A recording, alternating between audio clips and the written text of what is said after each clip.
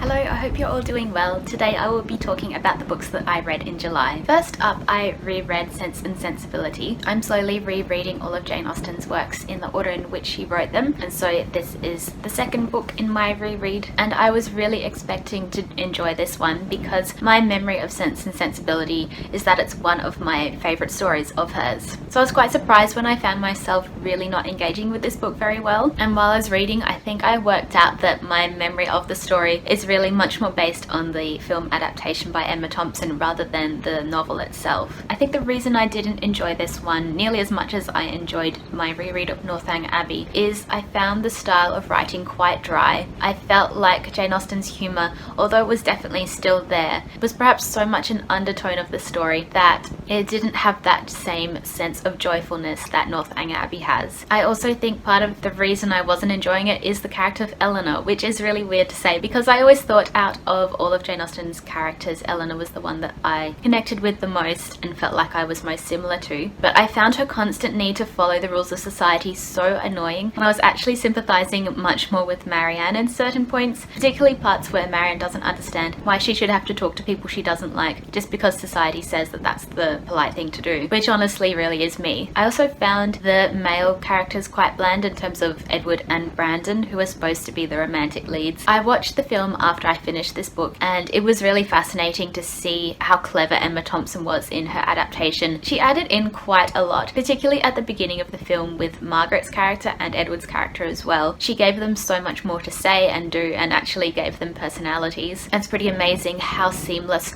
her dialogue that's totally made up fits in completely with the dialogue that she's taken straight from the novel. I also think Emma Thompson's performance really shows why she does act so sensibly all the time, and I think Eleanor's sense of humour comes out a bit more clearly in the film as well. I still really love the story of Sense and Sensibility. I think I don't love the execution of it as much as I thought I would, but who knows, maybe I'll reread this again in a few years time and find that I love it again. Next, I read The Female Persuasion by Meg Wolitzer. This book starts off from the point of view of a girl called Greer who has just started at university in America. One of her university friends introduces her to a woman called Faith Frank, who has been one of the pillars of feminism in America for several decades. Greer becomes enamored with Faith and eventually goes to work for her when she leaves university. The book also has points of views from Greer's boyfriend Corey, her friend from university Z, as well as Faith and another guy who becomes part of the story later on. I was quite surprised when I reached a new chapter and it was someone else's point of view because I'd assumed from the blurb that the book was entirely about Greer. I think as a result of these different points of views, the book becomes quite meandering and seems to be just a general look at different characters' lives while interweaving ideas of feminism in between that. It's also kind of looking at how feminism has changed from the 60s when Faith Frank was first starting out as a feminist advocate, and then even goes a little bit into the future with Greer as an older person having written her own feminist novel and meeting young people whose idea of feminism is already different from hers. I mostly enjoyed this book. The bits where I was bored were the points of view from Faith and the other older guy. I found their chapters kind of repetitive, and some of it was going over content that we already knew about Faith, which I found a bit tedious, but I really enjoyed the parts that were from Greer and Corey and Z's points of view, as they were really distinct from each other and they felt like very whole characters, whereas Faith always felt a little bit like a stereotype to me. I enjoyed Meg Wolitzer's writing as well. I felt like it had a bit of an undertone of humour, which I always enjoy in an author. Lastly, I read Big Little Lies by Liane Moriarty. I was quite disappointed with season 2 of Big Little Lies, the TV show, especially when all the controversy came out. I'd been saying that the editing was weird before that all happened, and though I did enjoy the first season, I didn't think it was the best thing ever, so I was really curious to read the novel, especially because Liane Moriarty is Australian and the book is set in Sydney, and I so much more preferred the book over the TV show. So this is about 3 women living in the North Shores of Sydney in quite a wealthy area, but only one of them is uber wealthy, Celeste, who was played by Nicole Kim in the show. You've also got Madeline Martha Mackenzie, who is played by Reese Witherspoon, and then you've also got Jane, who is a very young single mum who's just moved into the area. All their children are starting kindergarten at the local primary school, and so much drama ensues, as you'd expect from a bunch of very wealthy mums who are a bit too obsessed with their children. The funniest thing about reading this book was that I couldn't help but imagine the actors as the characters, especially actually Reese Witherspoon as Madeline, but because of course I read novels in my own accent, I was imagining a Reese Witherspoon with an Australian accent, but totally fine for Nicole Kidman's character, obviously. I really loved getting inside these characters' heads, as there are chapters from the point of view of each of the three characters, and that definitely gave the book an advantage over the TV series. And although the actors do an amazing job of portraying the characters, having that real insight into their motivations and their thoughts and feelings was really fun. The book is super easy to read, but it's also very well written. There's a lot of humour in it, as you can tell that Liane Moriarty is kind of poking fun at these insane mothers, but also totally sympathising with them. And I love how completely Australian it is without ever veering into the cliche. Whether or not you like the TV series, I would highly recommend reading Big Little Lies. It's a really good, fun read, but also touches on a bunch of really important issues and really delves into what it's like to be a mother in a way that I haven't really read in any other books before. So that's all I read in July. I look forward to chatting in the comments, and I will see you soon.